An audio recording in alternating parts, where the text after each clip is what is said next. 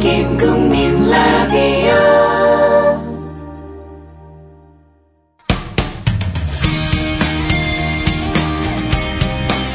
시시한 시사 함께하겠습니다. 시사를 시사하면 시사가 서사로 보이고 시사가 시시하던 시야가 사시였음이 드러난다. 아무리 생각해도 명문입니다.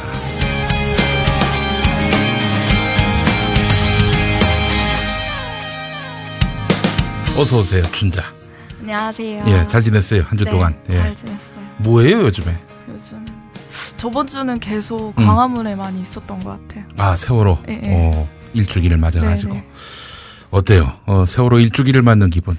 세월호 일주기를 맞았는데 변한 거는 어제인가 세월호 인양이 한다고 그렇게 말은 하지만 네.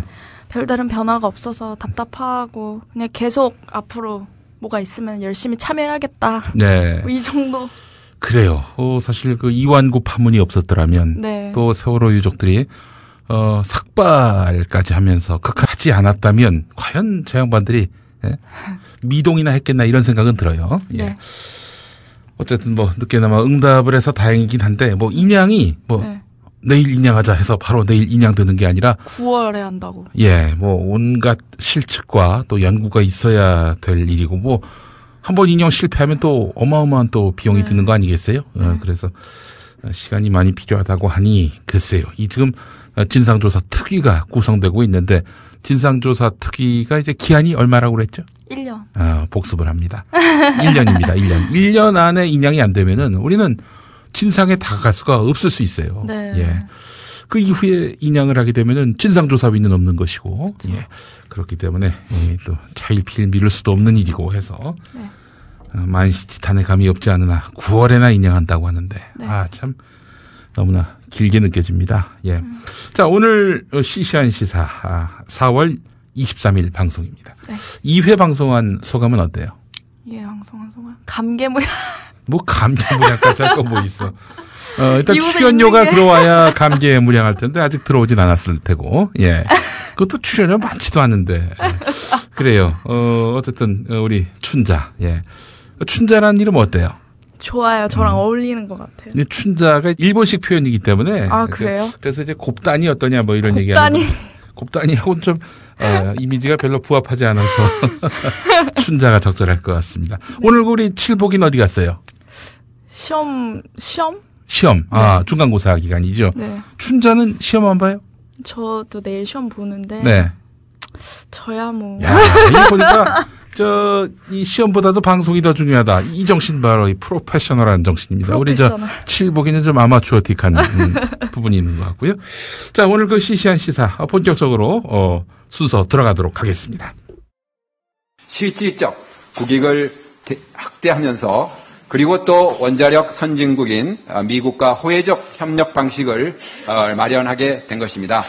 원자력 업계와 연구자들에게 부과되어 온 여러 제약이 풀리게 된 점을 의미 있게 생각합니다. 원자력 산업을 추진해 나가는 데 필요한 많은 활동의 자율성을 보장을 받았다는 것이 이번 협정에서 상당히 중요한 의미가 있고 4년 6개월여를 끌어온 한미 원자력 협정이 타결됐다는 소식이 들려옵니다. 1973년 체결된 이 협정은 대표적인 불평등 조약으로 꼽혀왔습니다. 이제 원전 23기를 가동 중인 세계 5위의 원전 선진국인 만큼 합당한 예우가 필요하다는 이야기가 적지 않은데요. 그런데 우라늄 농축과 사용 후 연료 재처리 같은 어려운 말이 이 문제에 대한 접근을 어렵게 합니다. 한미 원자력 협정 무엇이 핵심인지 짚어주세요.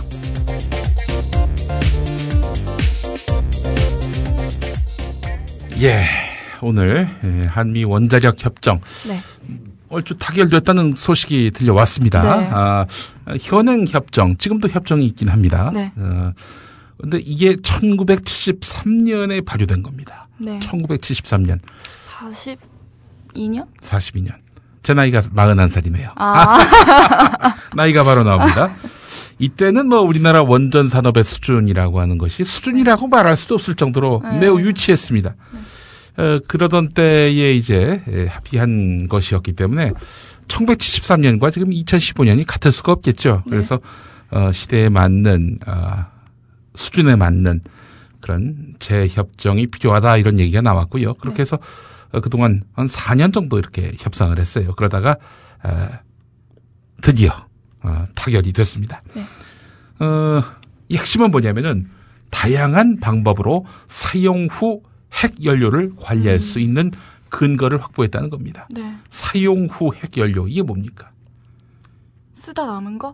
쓰고 나서 한마디로 쓰레기. 쓰레기라고 말해도 돼요? 쓰레기라고 해도 돼요. 쓰레기. 핵 쓰레기. 예, 쓰레기예요. 예. 이 쓰레기를 앞으로 어떻게 관리할 것인가 하는 부분인데 아니 우리 통상 쓰레기 하면은 어떻게 합니까? 그냥 소각을 한다든지 재활용 봉투에 넣어가지고 공공기관에서 가져가서 버리든지 태우든지 알아서 하시오 이러잖아요. 네. 근데 핵 쓰레기는 이게 그런 쓰레기가 아닙니다. 네. 예, 뒤에 가서 또 얘기를 하겠습니다만은 핵 쓰레기는 쓰레기가 아니에요. 쓰레기는 없앨 수 있지만 이건 없어지지 않는 쓰레기입니다. 그 정도는 아셔 우리 춘자가. 예. 자, 4년 6개월 동안 이렇게 협상이 이어져 왔다라고 말씀드렸는데 이거 한미 FTA보다도 더 오래 걸린 거거든요. 네. 그만큼 한미 사이에 입장 차이가 컸다는 이야기입니다. 네.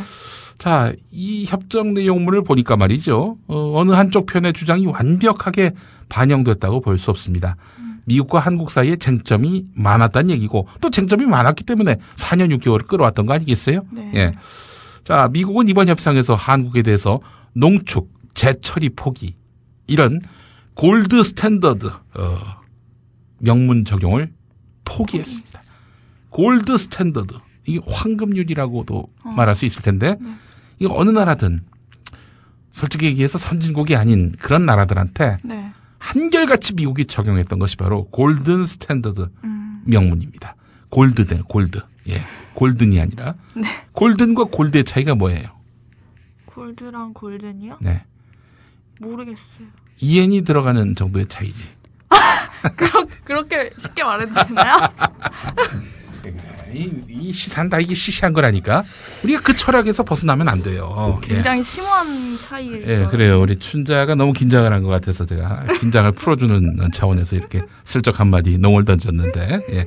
자, 이 농축 재처리 포기를 그동안 미국이 우리나라에 줄기차게 주장을 해왔는데 일단 이걸 거둬들였습니다. 네.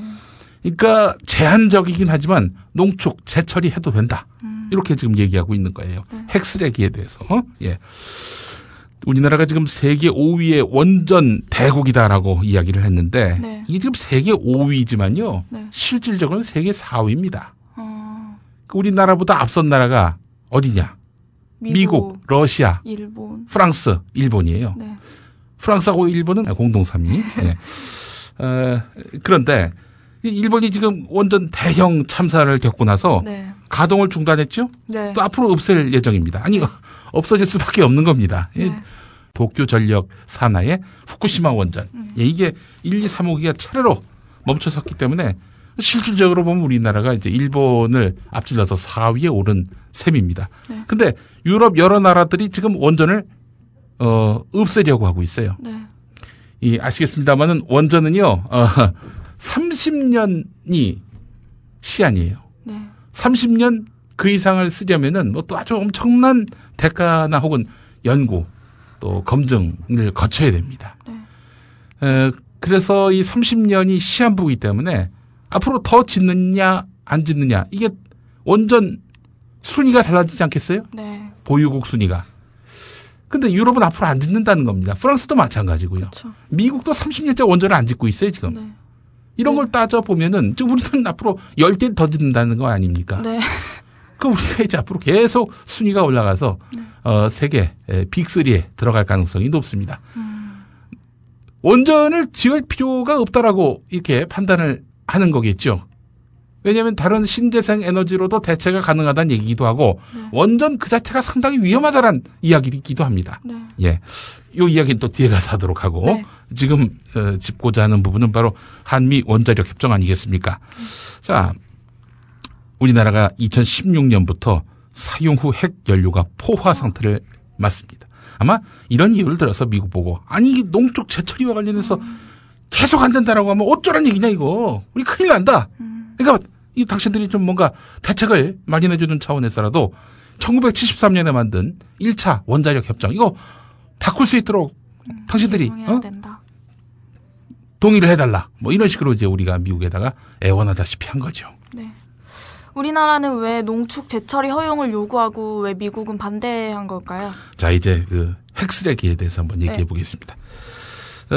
원자력을 돌리다 보면은 이게 분명히 쓰레기가 남습니다. 네. 우리가 저 캠프파이어 할 때 보면은 그 캠프파이어에서 태우는 나무가 끝까지 타진 않잖아요. 그렇죠. 숯덩이로 남죠. 이것도 쓰레기인데, 근데 이게 핵쓰레기는요, 이것도 역시 태우는 겁니다. 에너지를 만들려면 태워야 되잖아요. 네. 살을 빼더라도, 이런 뭐라고 그러죠? 체지방을 태운다라고 그런 표현 하잖아요. 네. 예. 체지방을 태울 일이 없나 봐요, 우리 춘자는? 예? 아니에요. 예. 날 보면서 웃는 그런, 그 시선. 너무나 예리했습니다. 이 핵쓰레기는 꺼지지 않는다는 것쯤은 뭐, 웬만큼 관심 있는 사람들은 다 알 거예요. 네. 이게 언제 꺼지느냐? 한 3개월 내에 꺼진 경우도 있었는데요. 길게는 몇 천만 년 동안, 탈 수도 있다. 이런 얘기들이 있습니다. 몇 천만 년 동안 사람들이. 그럼 어떻게. 이거를 어떻게 하느냐? 이 또 문제는 뭐냐면 말이죠. 이렇게 계속 핵쓰레기가 꺼지지 않고 탄단 말이죠. 네. 이걸 어디 따로 모아다가 이거를 축적시켜 놓는 쓰레기장이 없어요. 우리나라에. 네. 방사능 폐기물 처리장. 이게 우리나라에 없어요. 그럼 지금 그 쓰레기들은 어떻게 하느냐? 그냥 원전에다가 쌓아놓고 있는 거예요, 지금. 근데 이게 가득 차게 된다는 거죠. 2016년부터. 네. 그렇기 때문에 이걸 어떻게든, 처리를 하든지, 뭐, 따로, 이게 뭐, 후속적인 조치를 취하든지 해야 될 텐데, 현재로서는 답이 없으니까 이제 미국하고 협상해서 이런 문제가 논의됐던 거지요. 네. 자, 이러다 보니까 이 800도 이상의 고온으로 계속 타는 이 핵쓰레기, 죽음의 열을 발산하는 이 핵쓰레기, 이걸 이제, 어떻게든 활용을 해야 된다 이겁니다. 지금 우리의 상황을 이런 식으로 비유하면 좀 이해가 쉬울까요? 어떤 화장실이 있습니다. 네. 근데 이 화장실에, 하수도가 연결되지 않아요. 하수도. 그러니까 예를 들어서 우리가 대변을 본단 말이죠. 네. 대변을 이 화장실에서 계속 쌓아놓고 있는 거예요.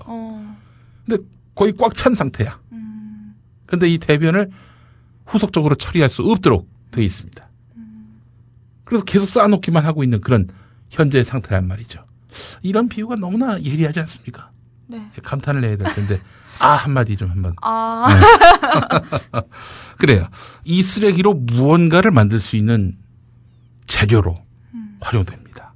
핵무기입니다. 그렇습니다. 그래서 미국이 우리나라에게 1973년 이후로 핵협정 개정을 동의해주지 않는 건 뭐냐면은 우리나라가 이 핵쓰레기 재처리 과정에서 플루토늄을 추출해서 핵무기 개발에 나서지 않을까. 이게 염려돼가지고 그동안 이렇게 협정을 개정 논의해주지 않았던 겁니다. 지금 해준 이유는 뭐예요? 지금 우리 당장 핵쓰레기 쌓아놓을 데도 없고, 그리고 1973년 이후로 이게 대체 바뀌지가 않고 있고, 또 4년 6개월 동안 설득해 왔잖아요. 그래서 미국이 이제 이번에 합의를 해줬는데, 네. 전면적으로 이렇게 활용할 수 있는 길을 열어준 건 아니에요. 네. 한 20% 정도?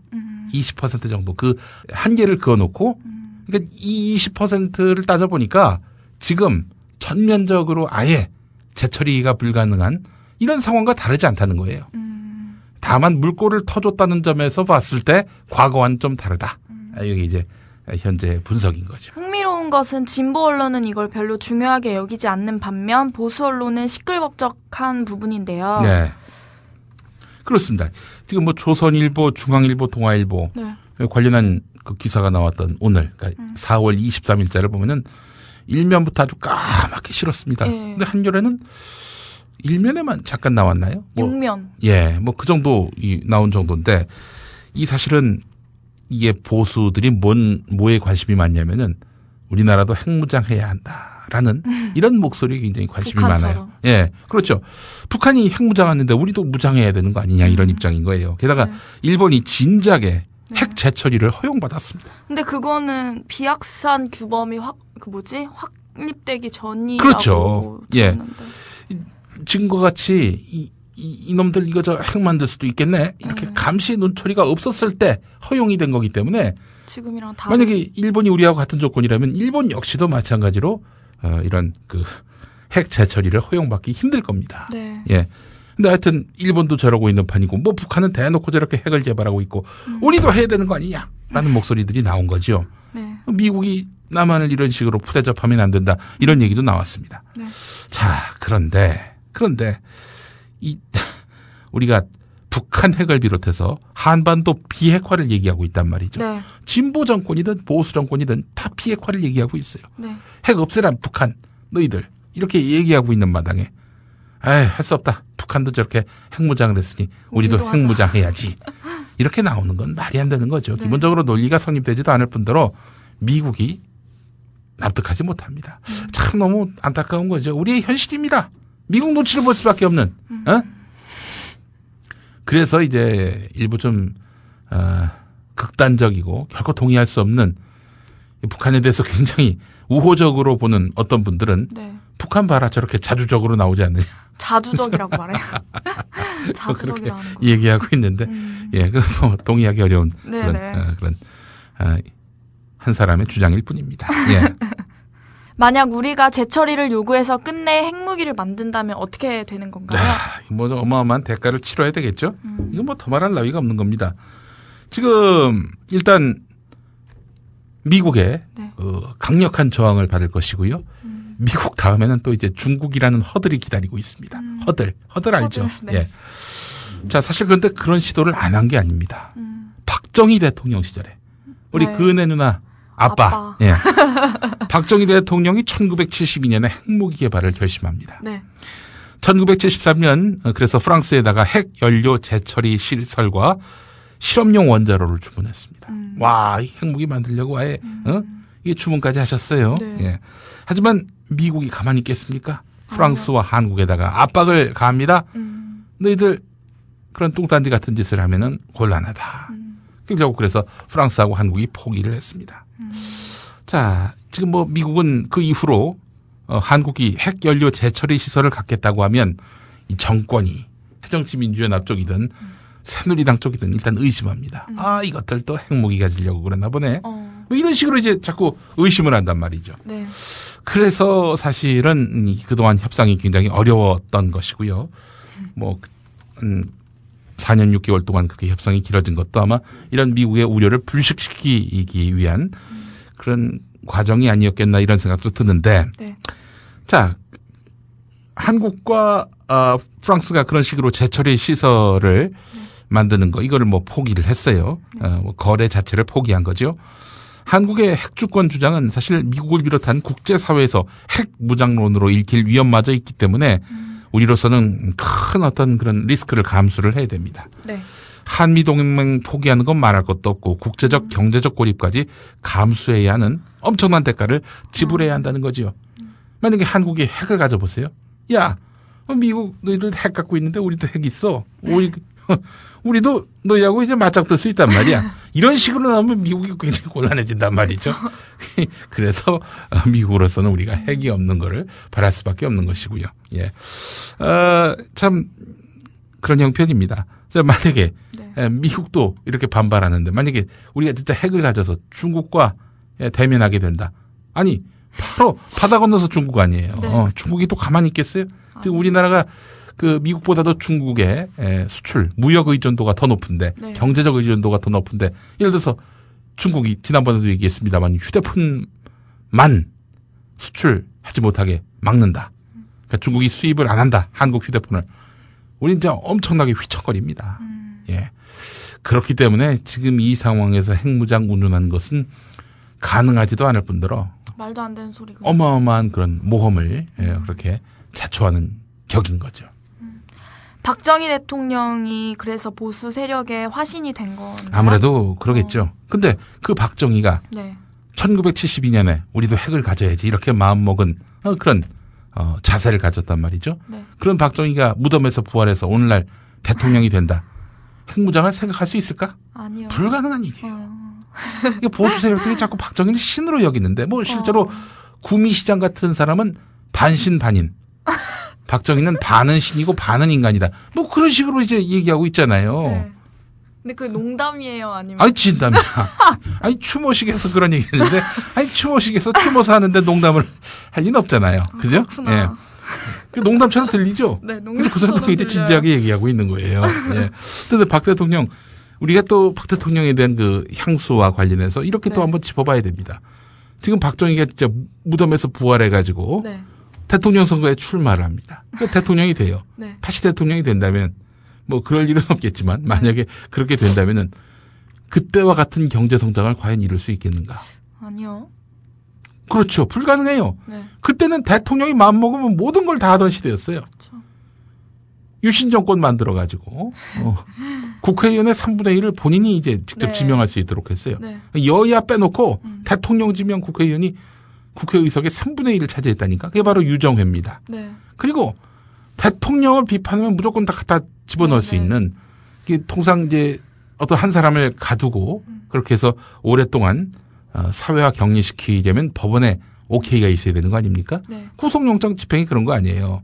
그런데 그런 것도 없이 대통령을 욕하면 그냥 바로 감옥에 보낼 수 있는 이런 식의 그야말로 반민주, 반인권적인 그런 그 대통령이 법 위에 군림하던 그런 시대가 있었단 말이죠.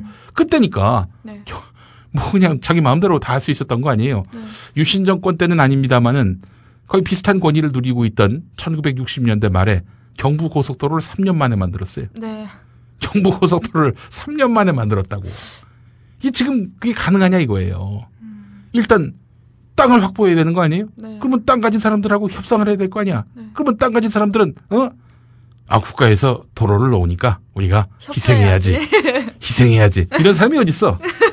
최대한 그 값을 높이 불려가지고 어떤 사람은 팔자를 고치려고도 합니다. 예, 뭐 그런 경우가 있는데 지금과 그때가 같을 수가 없는 거죠. 그런데도 무슨 박정희 신화, 박정희 향수에 젖어서 되지도 않을 그런 식의 그 과거가 또 실현될 거라고 기대하면서 아버지 향 피워놓고 이렇게 추모하는 그런 분이, 그거 외에는 잘하는 게 없는 분이 어느 날 갑자기 아버지의 어떤 그런 명성과 그 경제성장 신화의 이미지로 대통령이 됐다고 쳐봐요.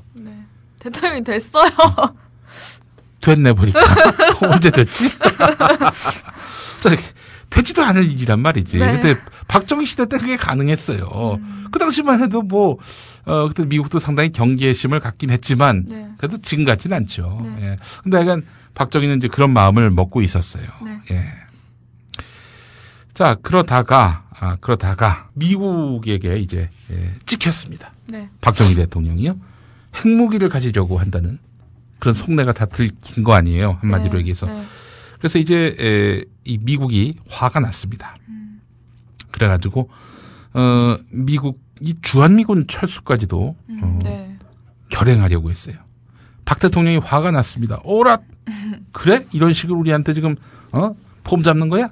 우리한테 이렇게 해서 겁먹게 하는 거야? 좋아! 그럼 우리도 핵무기 만들지. 이렇게 마음 먹었던 것은 아니겠는가. 이렇게 또 당시에 추정하는 사람들이 적지 않습니다. 자, 그런데 이제 박정희 대통령 그 이후에 이제 세상을 떠나지요. 부하에 의해서 이제 피살을 당합니다. 자, 사실은 18년 5개월 동안의 이 독재 때문에 민중들의 저항을 맞게 되고 부마 항쟁이 그런 거 아닙니까? 부산 마산에서 있었던 항쟁. 그 항쟁을 이렇게 탱크를 몰고 가서 총을 쏴서 진압하려고 했던 그런 측근들도 그 가장 지근거리 있었던 거 아니에요. 차지철 경호실장 같은 사람. 자, 하지만 이 실제로 박정희의 죽음에는 미국의 그림자가 보인다. 이렇게 지적하는 사람들도 적지 않아요. 미국이 반대하던 핵무기 개발을 강행했기 때문에 그래서 이제 미국의 미움을 사서 결국 미국의 사주를 받은 김재규 씨가 박정희에게 총을 쏜 거 아니냐. 그런 설. 그런 설이 있었어요. 실제로. 예. 처음 들었어요. 처음 들었어요. 그래서 이런 얘기도 있었다니까. 김재규가 이듬해 5월에 그 이제 사형을 당하는데 실제로 김재규는 사형당한 게 아니라 미국에서 잘 살고 있다. 이런 소문도 있었어요. 뭐 사실이 아닌 것으로 이제 드러나긴 했습니다만은 이와간 당시 미국하고 소련 그 두 나라 G2가 그때는 미국 소련이었습니다.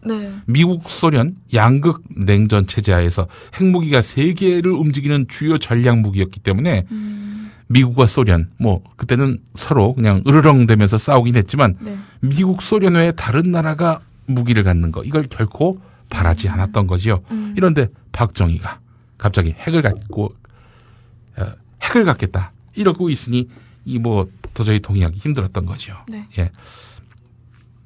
그나저나 이번 협정의 핵심은 아니지만 우리나라 원전 괜찮은 건지 궁금합니다. 안 괜찮죠. 네. 우리나라에 현재 23기의 원전이 가동 중에 있고 네. 5기가 건설 중입니다. 네. 그리고 앞으로 10개 이상의 원전을 새로 또 지을 계획이라고 말씀드렸죠. 네. 10년 이내에 우리가 러시아를 추월합니다. 네. 그러면 우리가 3위가 될 가능성이 네. 높아 보이는 정도가 아니라 거의 확정적이에요. 뭐 원전을 하루아침에 질 수 있는 것도 아니고 네. 장기적인 계획 속에서 이제 가능한 거기 때문에 네. 앞으로 그렇게 계산기를 두드려 보니까 우리가 곧 세계 3위로 부상할 가능성이 높아 보인다는 거죠. 자, 그렇다면은 국가 규모에 비해서 우리나라 원전을 이렇게 많이 가져도 되는가 이런 의문을 갖게 되겠죠. 실제로도 세계 최고의 원전 밀집도를 자랑하고 있습니다. 원전 밀집도. 그러니까 땅덩어리에 비해서 원전이 몇 개 있느냐 이런 걸 따지는 게 이제 원전 밀집도인데 네. 우리나라가 세계 최고의 넘버원이에요. 자, 사실은 원전이 한번 사고가 터지면은 그 반경 300-400km는 뭐 그냥 초토화되는 거 아닙니까? 네. 그렇기 때문에 굉장히 위험해요. 근데 우리나라 영토가 작은데. 솔직히 해서 서울에서 부산까지가 한 400km 되거든요. 그러면 한번 터지면은 거의 전 국토가 영향권 아래 네. 든다고 해도 과언이 아니에요. 그런데도 이렇게 많은 원전을 짓고 있으니 이게 과연 현명한 처사냐라는 의문을 갖지 않을 수가 없는 거예요. 자, 그리고 그동안의 원전 사고가 네. 한 3번 났습니다. 우리가 알고 있는 원전 사고는 일본 후쿠시마 네. 또 러시아의 체르노빌 네. 미국도 났었어요. 미국은 9년도인가? 3마일이라고 그 길이가 3마일인 섬이 있었어요. 여기서 사고가 난 거죠. 네. 그러니까 미국, 소련, 일본에서 났는데 미국, 소련, 일본 공통점이 뭡니까? 공통점 지금 그 순위에 있는 나라들. 아, 우리 춘자가 이렇게 똑똑하네. 1위, 2위, 3위인 나라예요. 네. 미국, 소련, 일본. 미국, 러시아, 일본. 1, 2, 3위인 나라에서 차례로 이제 우리가 다가오지 않느나. 순번에 맞게 네. 사고가 난 거죠. 네. 이 우리가 지금 5등이란 말이죠. 네. 조만간 4등, 4등이 3등으로 올라갑니다. 이미 4등이 됐어요. 네. 사실상. 그렇기 때문에 순번으로 보면 우리나라가 이제 다음 타석에 오른 셈이 되는 거고요. 또 걱정되는 건 뭐냐면은 일본 후쿠시마 사고 보면은 네. 도쿄 전력에서 운용하고 있는 원전 1, 2, 3호기가 네. 차례로 이렇게 완전히 망가진 거 아닙니까? 네. 거기서 이제 방사능이 누출되는 것이고요. 최악의 이런 사태가 발발했는데 네. 똑같은 조건의 원전이 우리나라에 있다는 거예요. 네. 도쿄 전력이 운용하고 있는 후쿠시마 원전 1, 2, 3호기 다 30년 수명 네. 다 채웠고요. 10년을 더 연장했어요. 네. 40살이야 40살. 내 나이하고 똑같아. 저희도 최근에 연장한다고 막. 글쎄 지금 고리 원전도 그렇고요. 월성 원전도 그렇고 이제 곧 40년이 다 돼갑니다. 네. 이미 30년 넘었어요. 네. 40년 다 돼가요. 40년 되자마자 후쿠시마 원전이 터졌어요. 이 우리나라 안심해도 되나요? 게다가 또 우리나라가 어떤 나라입니까?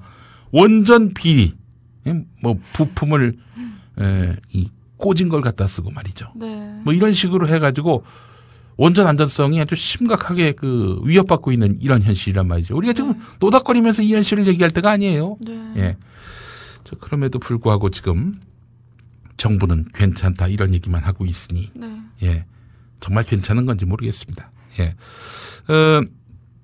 김익중 교수님이 그동안 주장하신 내용을 제가 요약해서 설명을 드린 건데 네.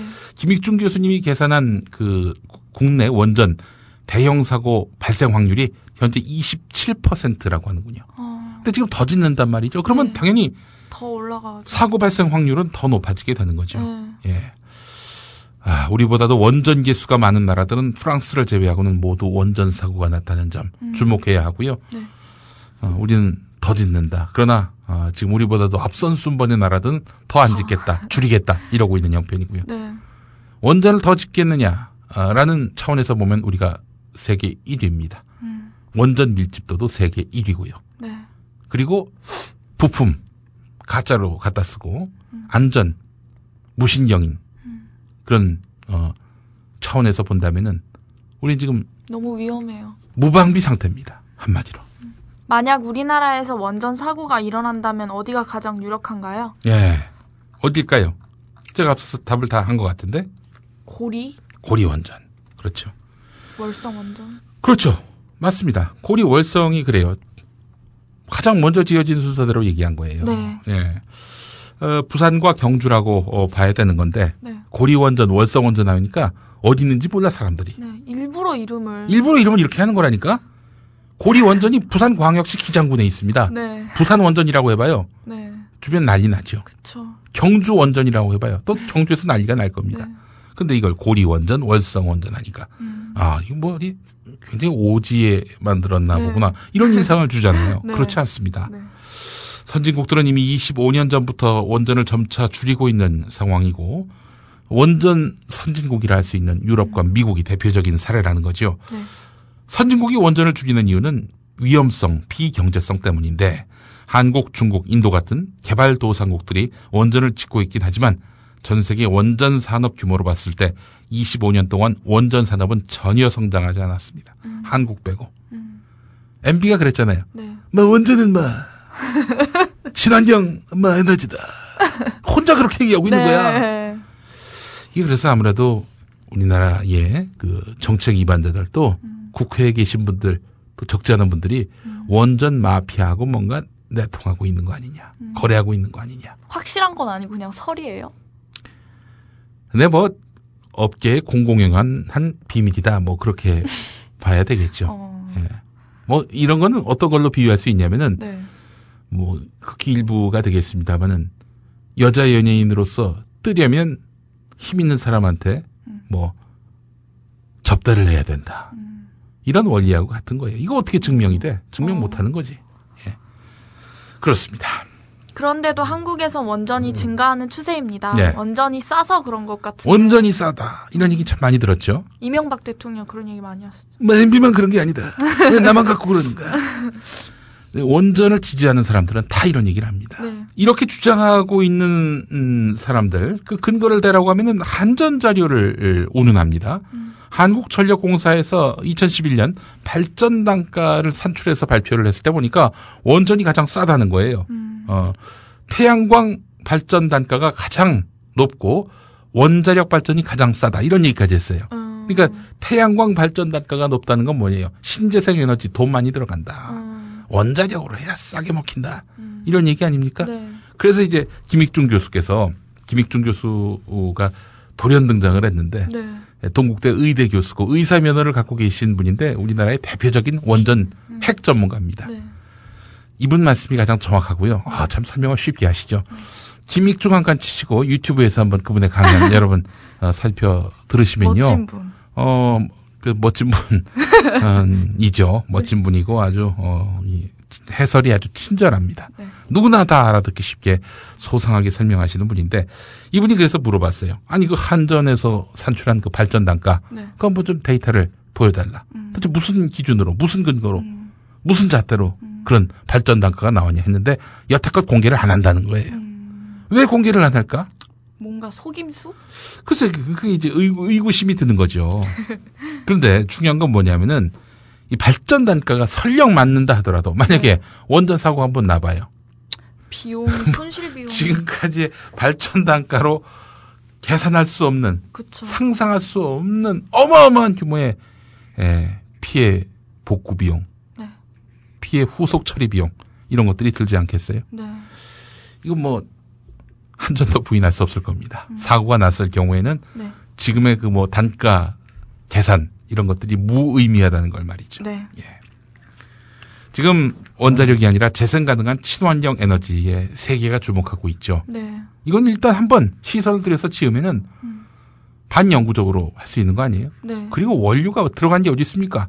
바람이 그치고, 그렇잖아요. 네. 태양이 꺼지지 않는 이상은 그쵸. 계속적으로 원료가 제공되는 거 아닙니까? 네. 이런 식으로 가야 되는 거 아니에요.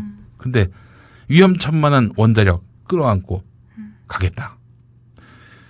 대체 누구를 위한 건지. 글쎄 그 얘기를 막 하고 싶었는데 우리 팀장가 먼저 꺼낸대요. 그렇습니다.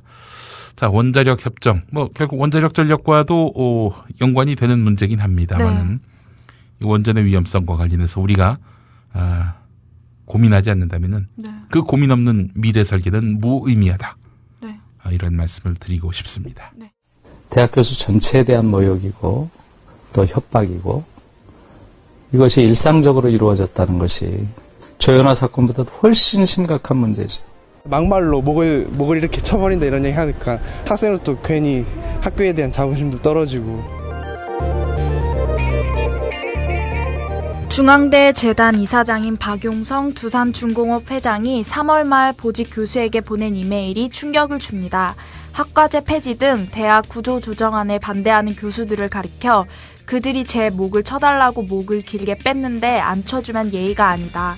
가장 피가 많이 나고 고통스러운 방법으로 내가 쳐줄 것이라고 했는데요. 이 교수들이 구성한 중앙대 비대위를 변기를 연상케 하는 비대위라고 지칭한 것까지 보면 지적 수준까지 의심됩니다. 이 사건 박용성이라는 사람의 인격의 문제로만 볼 일인가요? 네, 인격의 문제로 보기는 너무나 복잡한 구조적 문제가 얽혀 있습니다. 하나하나 한번 좀 짚어보도록 할 텐데 일단 그 중앙대가 뭔가 구조조정을 하겠다라고 밝혔어요. 대학에서 구조조정이란 말이 나오는군요. 구조조정이란 말은 사실 기업에서 많이 쓰는 말 아닙니까? 우리에게 각인된 구조조정. 어떤 이미지예요, 우리 춘자가 보기에? 노동자들을 자기들 마음대로 자르고. 아주 정말 정확하고만 예리해요. 그렇습니다. 사실 구조조정이요. 사람을 더 뽑는 의미의 구조조정도 있어요. 근데 우리나라에서 구조조정하면은 뭐 바로 해고, 해직, 정리 이런 걸로 다 인식이 돼 있는데 중앙대 구조조정안 학생들을 퇴출한다 이런 거는 아니겠죠. 불가능한 일이고 교수님들을 퇴출할 그런 계획인가? 학과제 통폐합이라는. 그렇습니다. 교수님들을 학과가 없어지는데 그 교수님 계속 그 직을 유지하기 쉽지는 않겠죠. 물론 교수님이 학과가 없어진다는 이유로 자를 수는 없어요. 뭐 다른 과를 보내든지 하고 혹은 교양 강의만 하게 한다든지 해서 그 직을 유지는 시켜도 신규 채용은 안 할 거 아니에요. 예. 그 과의 그 교수로 말입니다. 예. 자, 일단 그 중앙대 구조조정안을 살펴보면은 2016년도부터 그러니까 내년 뽑는 학생들부터 입학 정원 4,475명을 단과대 단위로 뽑게 됩니다. 지금은 과 단위로 뽑잖아요. 경영학과, 독일어학과, 무슨 생각나는 학과가 왜 2개밖에 없냐? 신문방송학과. 예. 제가 국제관계학과라고 거기 한번 지원했다가 떨어졌어요. 50.3대 1의 그 경쟁률을 보이다 보니까 50.3대 1. 이게 그림이 잘 안 잡히죠? 40명 모집에 1,015명이 몰려들었어요. 그러니까 한 과 시험을 보는데 건물 3개 동이 동원이 되는 겁니다. 떨어졌어요. 전형료. 예? 전형료 되게 많이 벌었겠다. 이런 말 해도 많이 되나? 벌었죠. 예. 아니 많이 버는 게 뭐가 문제예요. 우리나라에서 돈 많이 버는 건 자랑이죠. 예. 이와간 제가 1993학년도 저 92년에 태어났는데. 그래? 예. 그게 무슨 상관이야? 아니 나이 차이가 갑자기 느껴져가지고. 이번에 뽑는 것이 이제 단과대 단위로 뽑는다는 거 아니겠어요? 예? 단과대 단위로 뽑는다. 과로 뽑는 것이 아니라 단과대 단위로 뽑는다. 예를 들어서 도고동문학과로 들어가고 싶단 말이죠. 그런데 이제는 인문대로 들어가야 된다는 거죠. 공부 열심히 하면은 원하는 데 갈 수 있겠지만은 그렇지 않으면 이제 딴 과로 배정되는 그런 그 흐름이란 말이죠. 자, 그렇게 하기 때문에 이제 중앙대 쪽에서는 사라지는 과는 없다. 어차피 성적 순에 따라서 이제 배치가 되는 거니까 그 각 과별로 정원은 보장되는 거니까. 그러니까 걱정하지 말아라. 과를 없앨 그런 의도는 없다. 이렇게 얘기를 하지만 그걸 믿는 사람들은 많지 않습니다. 그래서 교수 학생들이 반발하는 거고요. 예. 중앙대가 그 구조조정안을 발표하면서 했던 말이 있어요.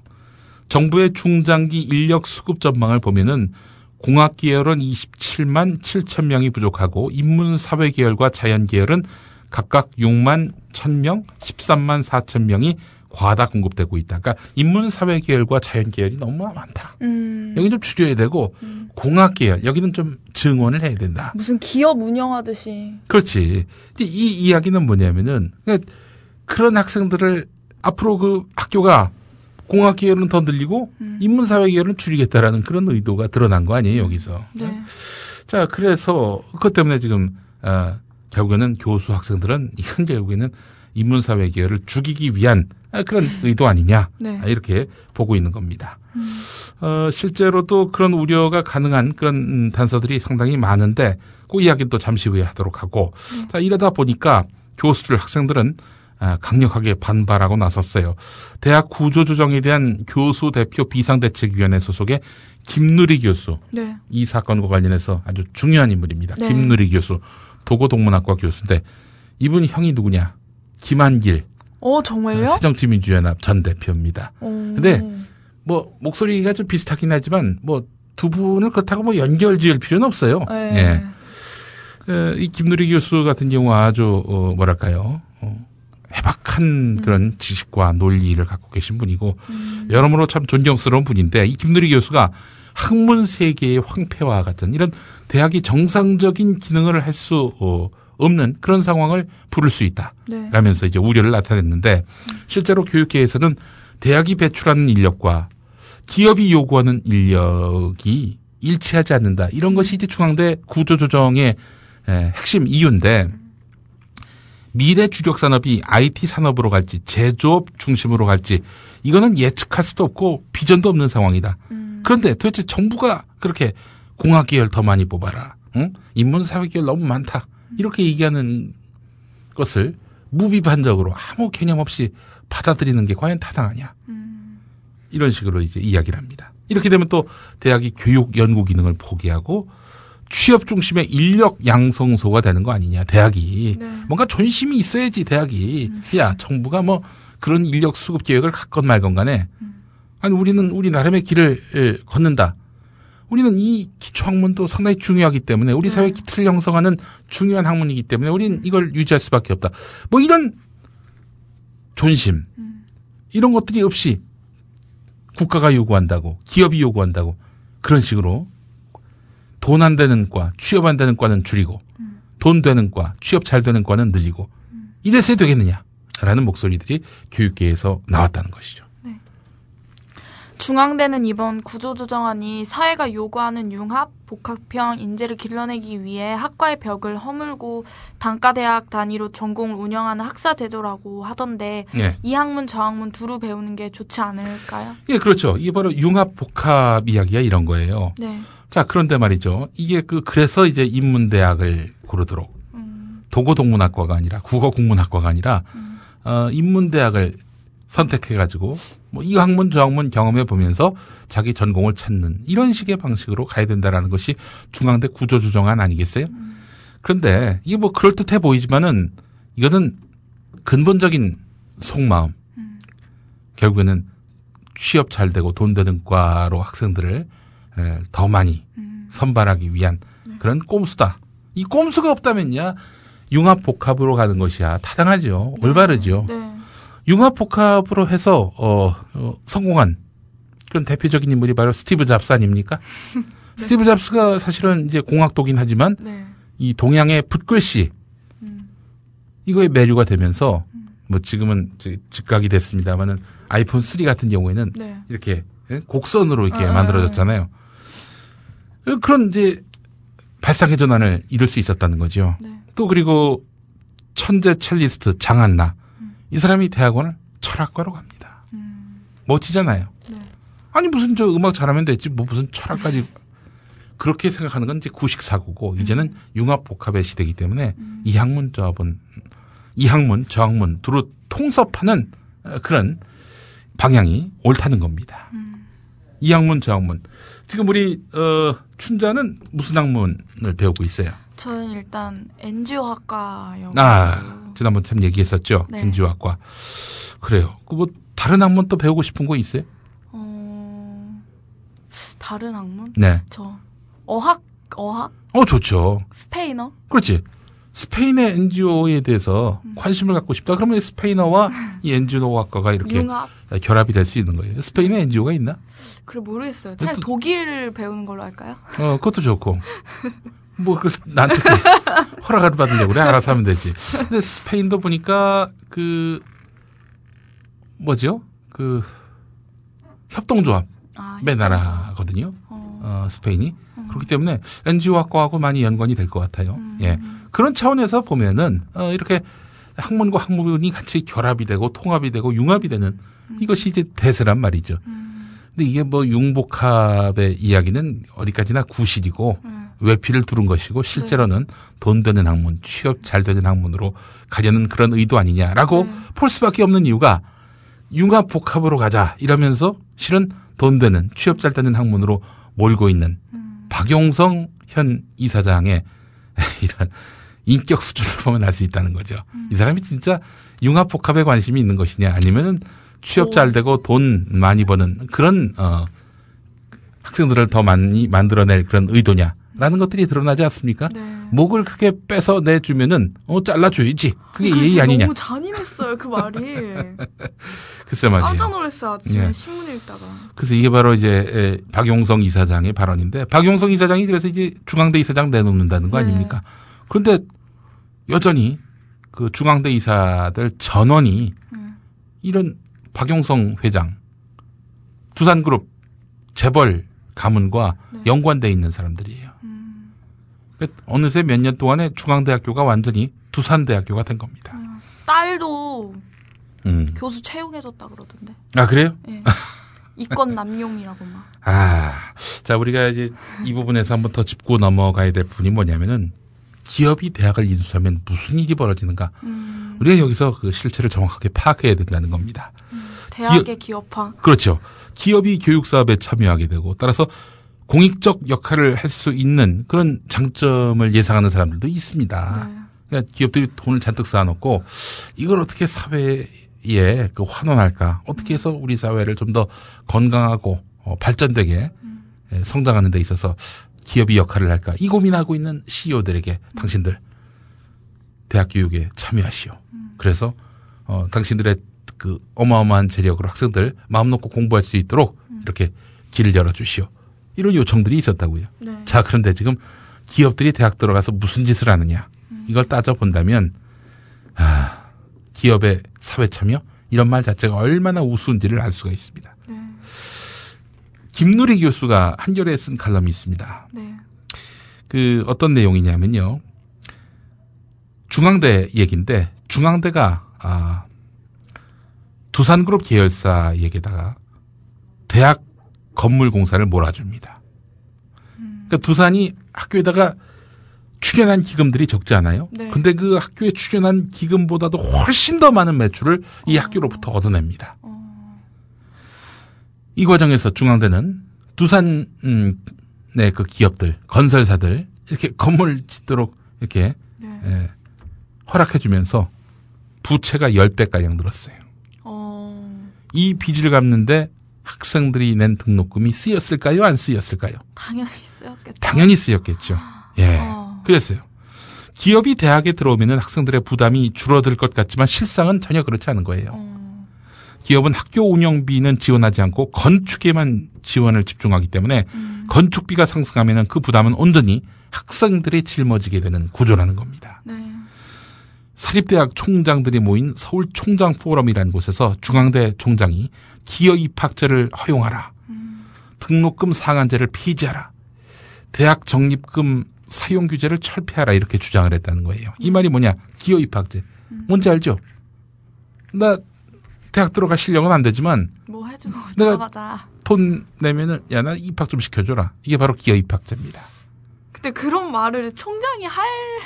그러니까 지금 두산대학교 총장은 이런 말을 쓰는 거죠. 두산대학교 네. 어떻게 중앙대학생들? 예. 그리고 등록금 상한제 뭡니까? 지금은 등록금 상한제라는 게 있어서 네. 올리고 싶어도 이 상한제 때문에 더 못 올려요. 이거 없애라는 건 뭐예요? 더 많이 거둘 수 있도록 하게 해달라. 이런 거 아닙니까? 그리고 대학 적립금 사용 규제 철폐. 대학이 쌓아놓고 쓰지 않는 돈이 있어요.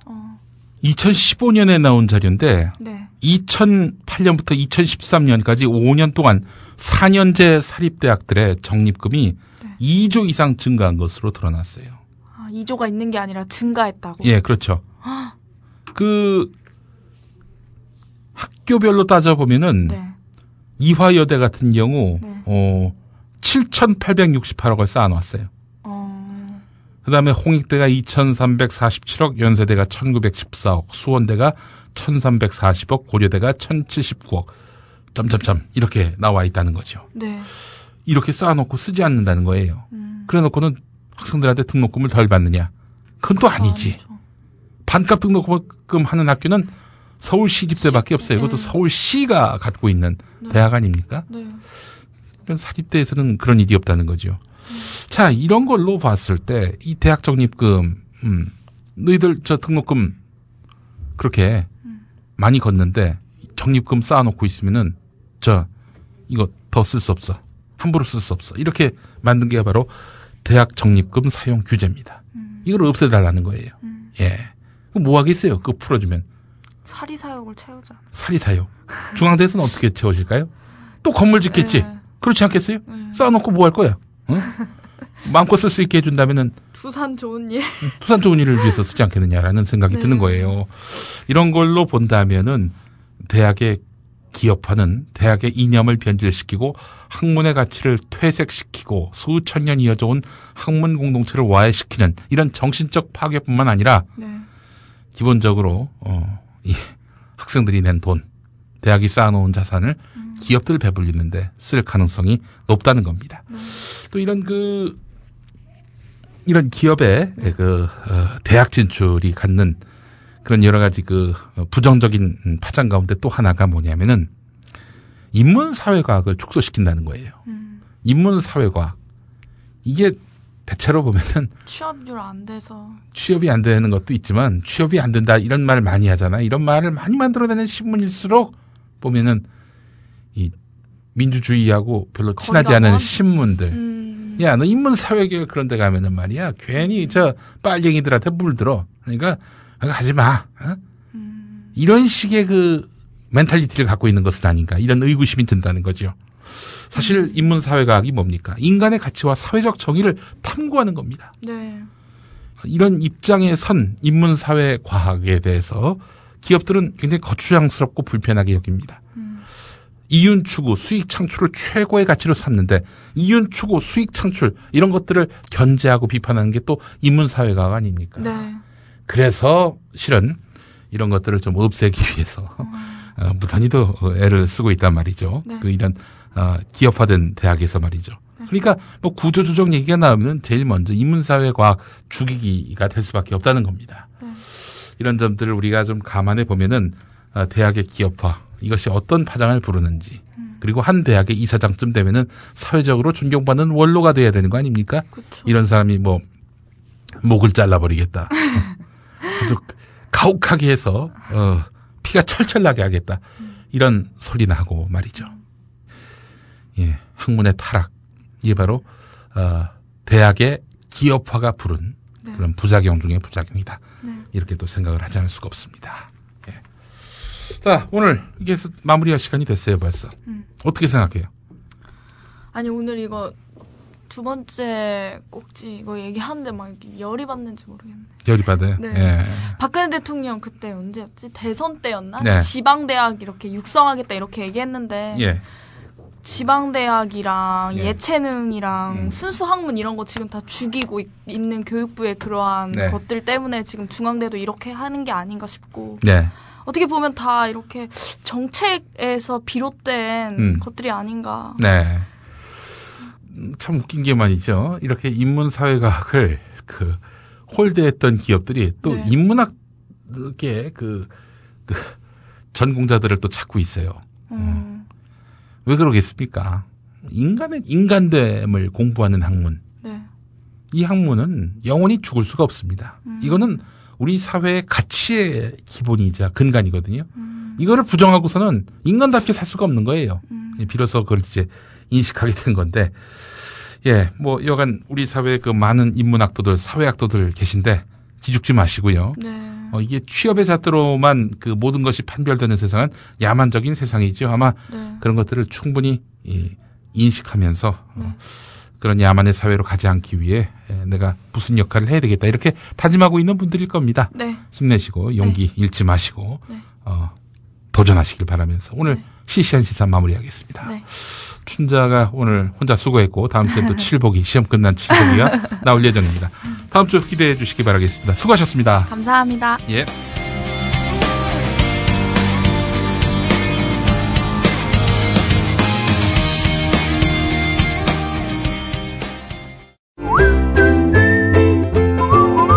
국민라디오 팟캐스트 응원하는 가장 쉬운 방법 아시나요?